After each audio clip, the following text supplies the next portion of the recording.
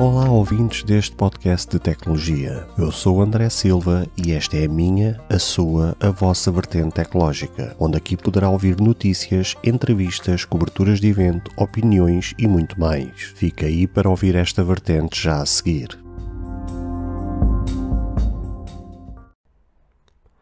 Se você ainda não ouviu falar sobre Anchor, é a maneira mais fácil de fazer um podcast. Deixe-me explicar. É gratuito. Existem ferramentas de criação que permitem gravar e editar seu podcast diretamente no seu telefone ou computador. Anchor distribuirá seu podcast para você, para que ele possa ser ouvido no Spotify, Apple Podcast e muito mais. Você pode ganhar dinheiro com o seu podcast sem um ouvinte mínimo. É tudo o que você precisa para fazer um podcast em um só lugar. Baixe o aplicativo Anchor gratuitamente ou vá a anchor.fm para você começar.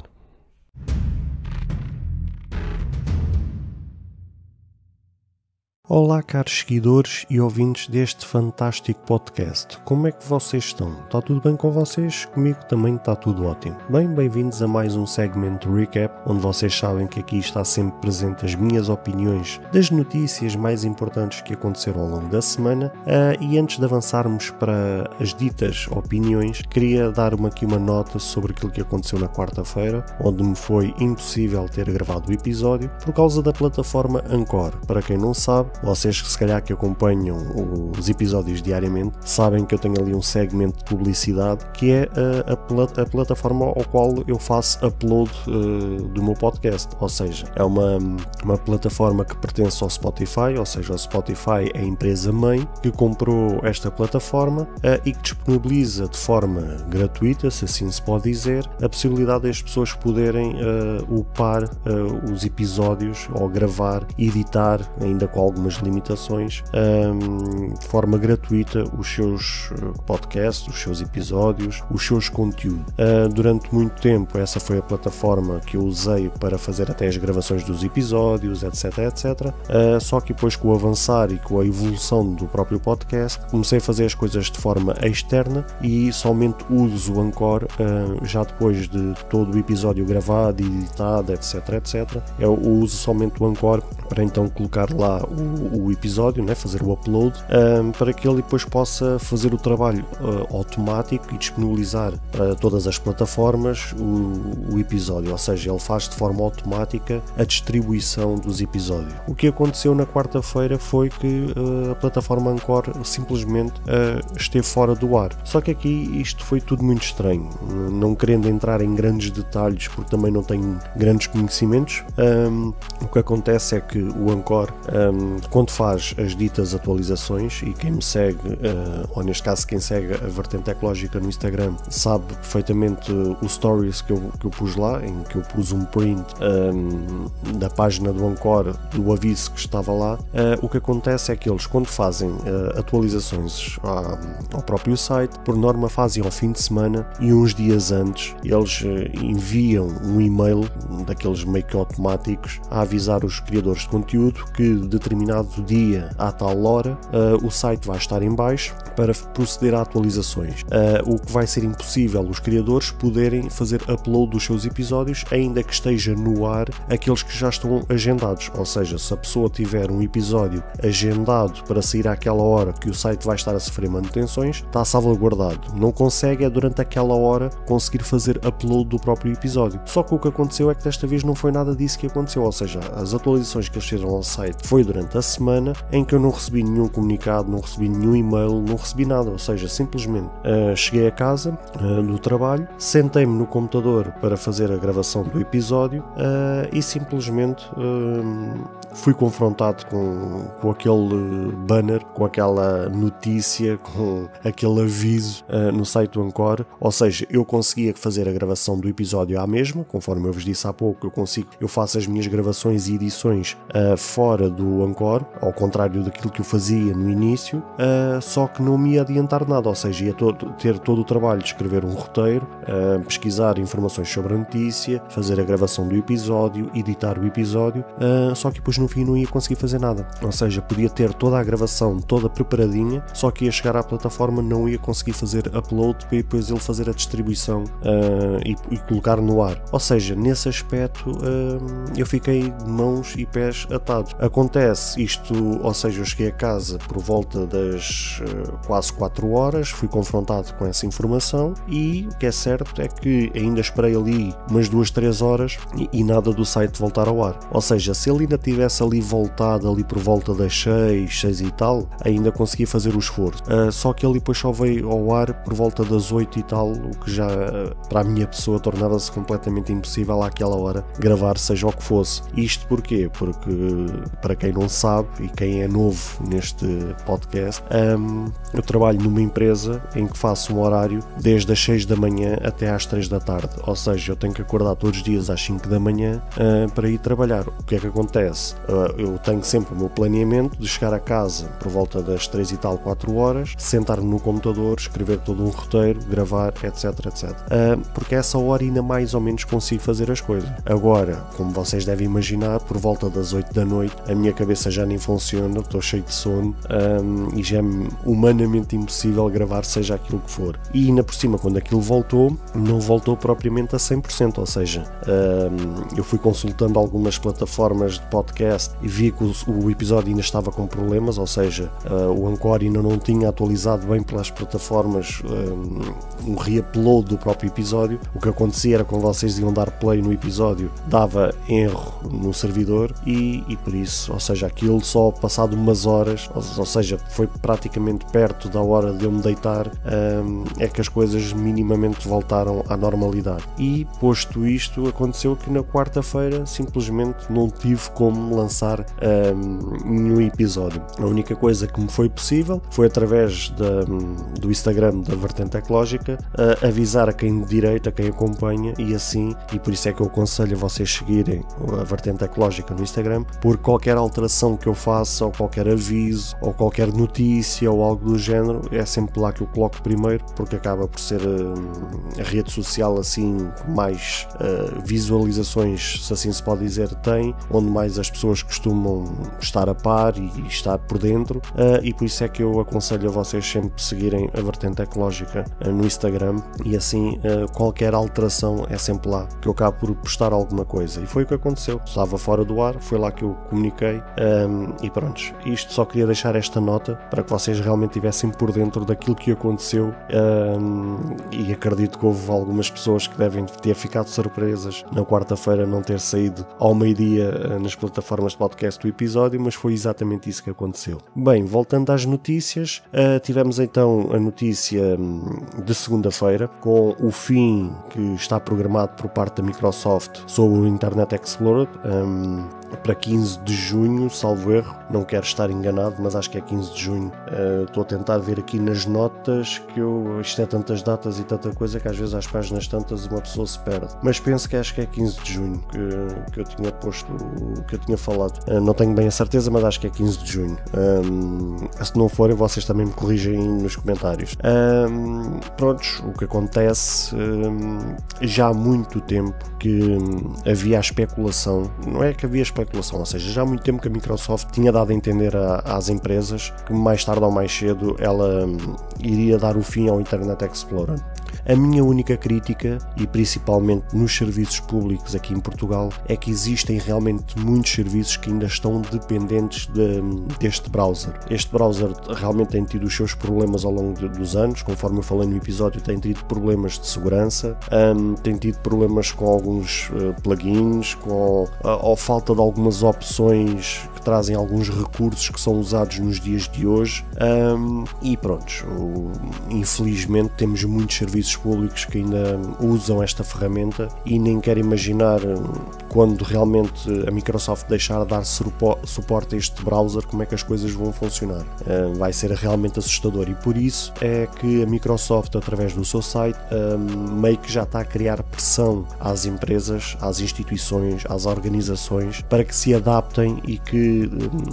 façam a migração o quanto antes para o Edge. Eu já vejo que realmente algumas empresas empresas que já estão a começar a fazer essa migração, porque realmente o Internet Explorer nos dias de hoje já é completamente insustentável continuar a usar aquele browser. Para mim, na minha opinião, este browser já devia ter acabado há muito tempo. A minha opinião é que a maioria dos serviços públicos, se não todos, já há muito tempo que deviam ter abandonado esta plataforma, este browser, já deviam ter se atualizado, já deviam ter separado recursos financeiros para apostar na migração, na transição para outras plataformas, para outros browsers, para que realmente não estivessem dependentes de um browser que realmente tem tantas limitações, ainda que ao longo dos anos foi recebendo alguns updates que permitiu um mínimo de utilização, mas para quem realmente usa nos dias de hoje vai concordar comigo que realmente é um browser que já está completamente ultrapassado e que não faz sentido nos dias de hoje este browser existir com tanta oferta que existe no mercado, com tantos recursos, com tanta coisa realmente funcional, que este browser já não, de todo não é funcional, nem é totalmente suportável para as coisas que são utilizadas nos dias de hoje. E pronto, esta foi a notícia de segunda-feira. Na terça tivemos então a notícia que já está a ser testado na versão beta do Telegram no iOS e no macOS, um chamado modo Premium, que por aquilo que eu trouxe na notícia e daquilo que eu também pesquisei, ainda traz alguns recursos limitados e por isso é que está na versão beta, ou seja, aquilo que eles propõem, se isso vier a acontecer, e tudo indica que sim, ainda é muito limitado, ou seja, a questão dos stickers, a questão dos avatares, ou seja, não é ainda aquilo que seja muito atraente, faça uma pessoa pagar uma mensalidade ou uma subscrição ou algo do género para ter realmente estes recursos. Se for outros recursos realmente que valham a pena, acho que faz todo o sentido. Ou seja, eu já desde há muito tempo que eu sou a favor que toda e qualquer aplicação deve ter sempre presente os dois modos, o modo gratuito e o modo pago. Ou seja, no gratuito, quem quiser usar pode usar com alguns recursos limitados e levar, por exemplo, com alguma publicidade ou algo do género, e se quiser o modo pago, então paga e subscreve então a um plano para ter direito a conteúdo extra. Mas quando eu digo isto, digo na perspectiva que esses recursos ou esses complementos realmente valham a pena, não é uma coisa assim como eu já vi em muitos aplicativos que aquilo que oferece de extra, ou seja, uma pessoa está a pagar ali uma mensalidade ou uma anuidade e realmente não tem recursos nenhuns. Eu vou-vos dar um exemplo. Eu, por exemplo, a plataforma que eu uso para ouvir os meus podcasts, eu uso o Pocket Cast, que é um aplicativo que dá para usar perfeitamente ele de forma gratuita, e ele tem um plano pago, que é, eu neste caso, que aquilo é uma anuidade, e eu subscrevi ao plano pago só por causa do único recurso que ele tem no modo pago, que na versão gratuita não tem, que é, quando vocês têm no modo pago, vocês conseguem com o Pocket Cast ouvir ele em todo o lado, ou seja, que a mesma conta. Se vocês estiverem no modo gratuito, por exemplo, se vocês estiverem a fazer login,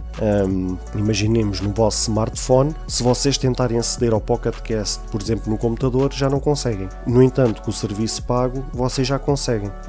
E é só por causa disso que aliás, é o único recurso assim palpável que o Pocket Cast tem na sua versão paga, porque de resto ele está cheio de recursos no modo gratuito que não traz nada a mais na questão paga. E no entanto eu pago para ajudar o desenvolvedor, porque ele realmente traz sempre grandes recursos,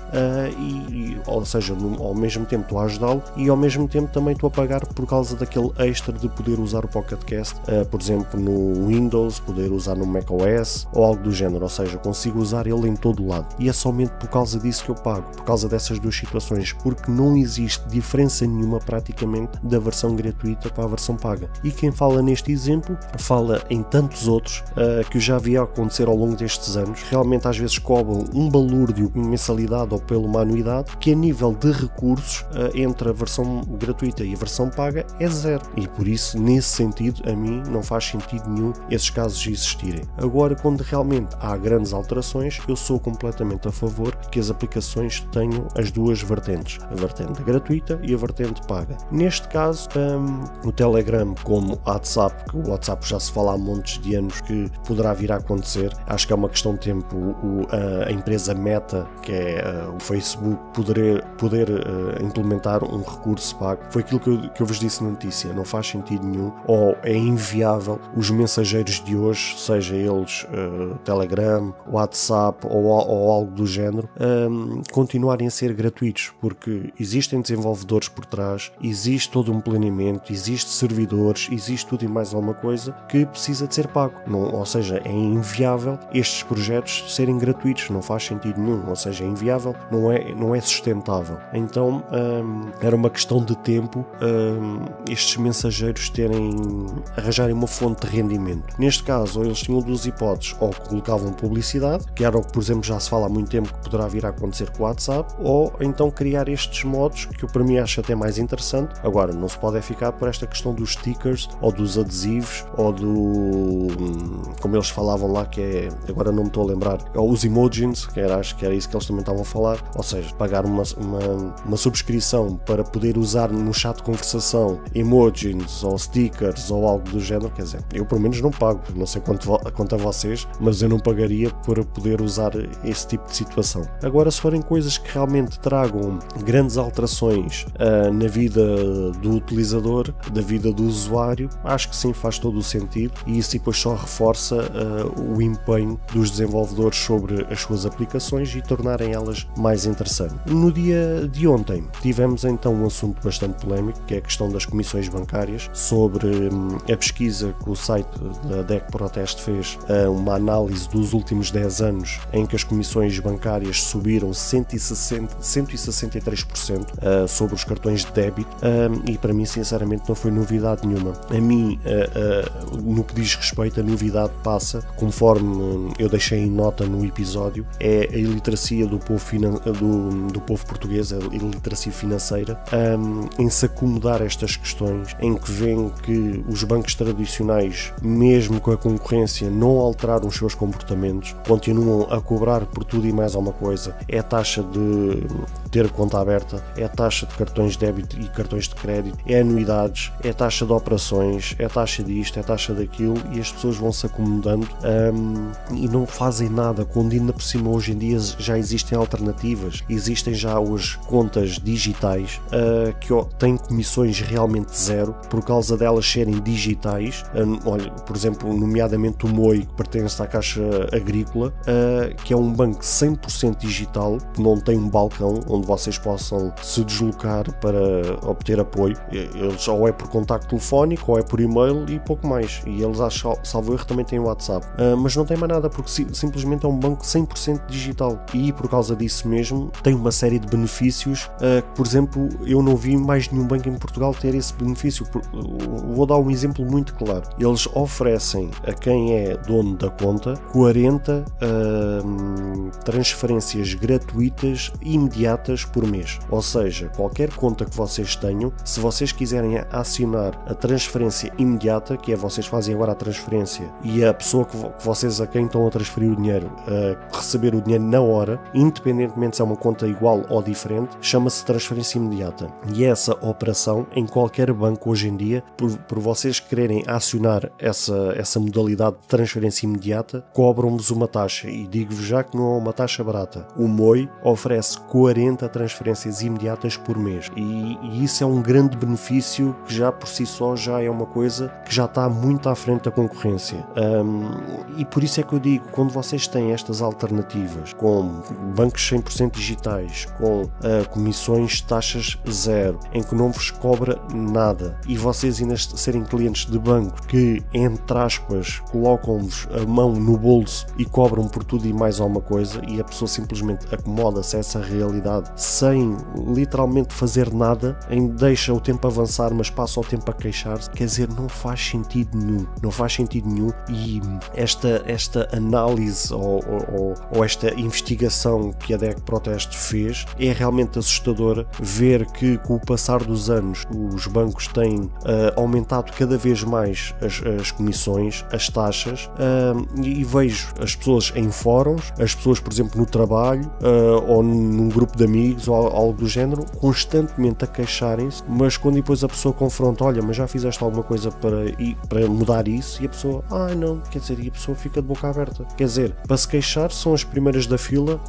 a queixarem-se da realidade, que o banco é um ladrão, que o banco é isto, que o banco é assado, que é cozido, mas depois na hora de fazer alguma coisa não fazem nada, quer dizer, não faz sentido nenhum. E por isso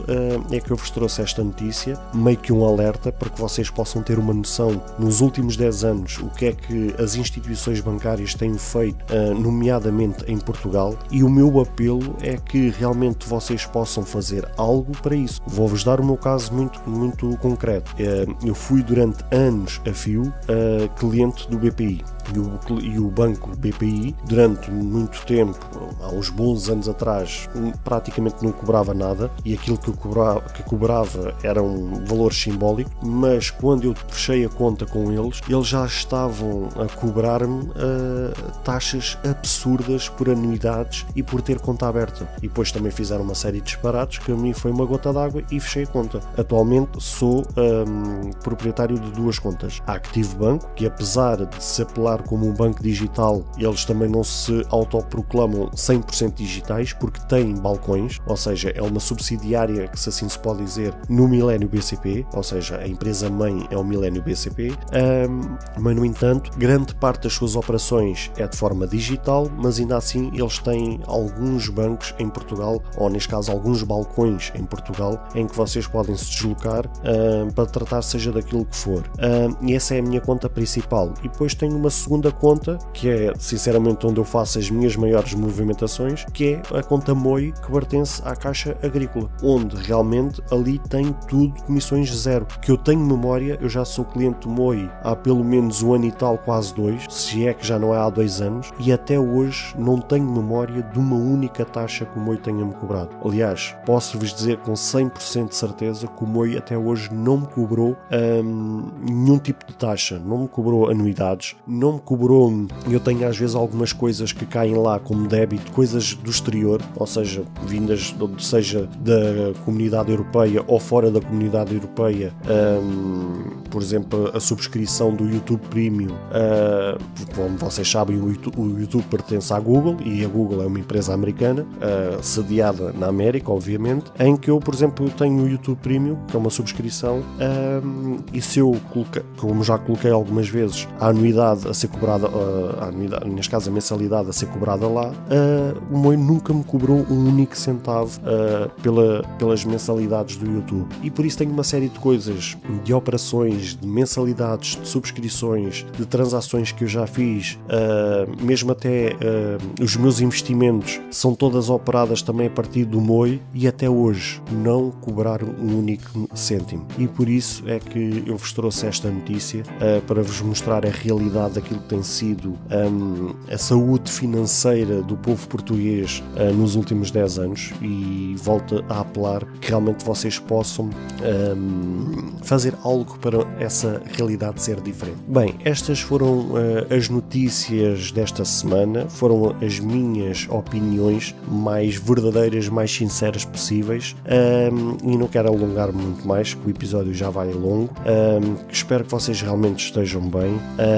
e tudo dito e posto, finaliza aqui o episódio de hoje, e a gente vê-se segunda-feira, se Deus quiser, se tudo correr bem, para o episódio de segunda-feira com mais uma notícia, com mais as últimas novidades daquilo que estiver a acontecer no mundo tecnológico. Beijos e abraços e até segunda-feira.